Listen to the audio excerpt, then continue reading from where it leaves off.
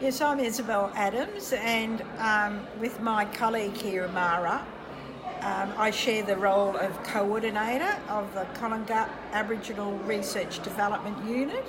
That's located in the Telethon Kids Institute in Perth, WA. Fantastic, thank you. And Mara? Yes, and I'm Mara West, and like Isabelle says, we share the role as coordinator of the Colombia Aboriginal Research Development Unit in the Telethon Kids Institute. And a big focus of the conference here is on language. What does it mean to you? What are you thinking about in this context? And can you talk about your experience with it? Well, the thing is, when you hear some of the speakers speak in language, I get a bit envious because I never learnt my language because I went through the mission system, and when we were in the mission we weren't allowed to speak language, and so I can tell you all the rude words, but that wouldn't be nice, but just speaking language. And I think we probably do need a focus on language when we're talking about health, because language is part of culture, and culture and country. If you're involved with that, it just means then that you're experiencing a much better health situation than those who aren't on country and who can't speak language. So I think it's really, really important that when we're talking about health, we also do need to still refer back to language as being a very important part of that. Fantastic, thank you, Mara. Well, I think language and culture are important aspects of Aboriginal persons' well-being and health, holistic health.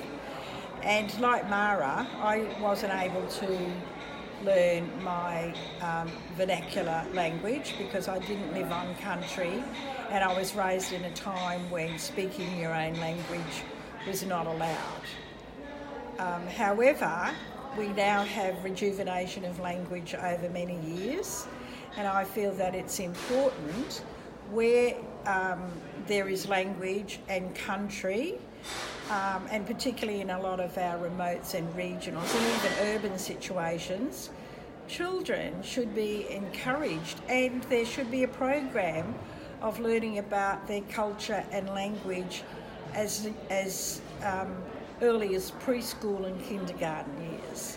Because if children learn their language and culture, and it's taught by Aboriginal people of that group and that land in the first 6 years of their life, they will be strengthened and empowered to continue on in primary and secondary years. And of course, I feel that language needs to be taught in primary schools and in secondary schools, so that by the time children leave school, particularly where there are opportunities to learn their language and culture, and particularly on country, they will be so empowered, and we would have set the foundations for the future generations. Fantastic, thank you. Now, if I can just throw one more, lob another one in.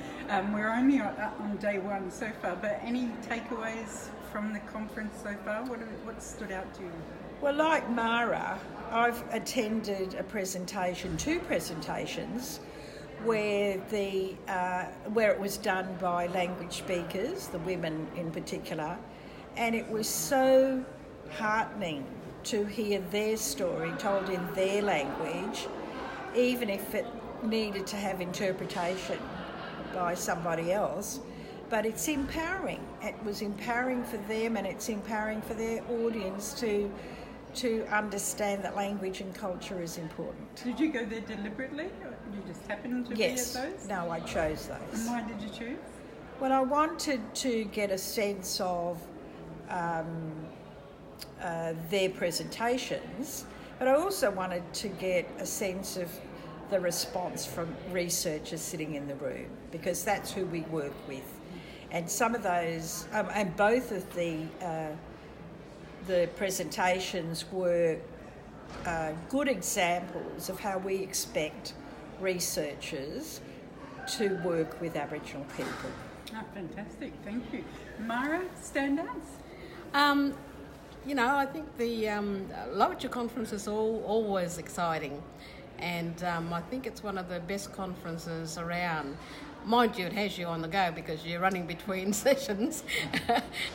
I tell you, when you leave this conference, you should be fit, from all the running around. But I just wanted to, say something further about language. And, it's one thing to speak language, which a lot of people, I should imagine, at this conference don't speak their own language. But I think we also have to be cognizant that we speak a language that community people can understand, because as Isabelle said, we work with researchers and we're always telling them that they need to have a plain English translation of their research, because sometimes researchers and clinicians and scientists get carried away with the jargon that they use in their different areas. And so I think we need to get back to the very basics of speaking good everyday English that people can understand and that you can communicate more effectively with. Otherwise it just means then that there's this tendency to mistranslate messages that community people are giving us. So I think we really do need to get back, and it'd be great if everybody could speak a language, but that's not going to happen. Certainly not going to happen in the future, certainly probably not in my lifetime, but we just need to understand that, okay, so English is out there, but we do need to get back to speaking good old common everyday English. Fantastic, thank you. Anything else either of you would like to say? Well, thank you for the opportunity to be on Twitter. This is a new experience for me, and I hope whoever sees it enjoys our interview. Thank you so very much. Yes, thank you very much for having us. Pleasure.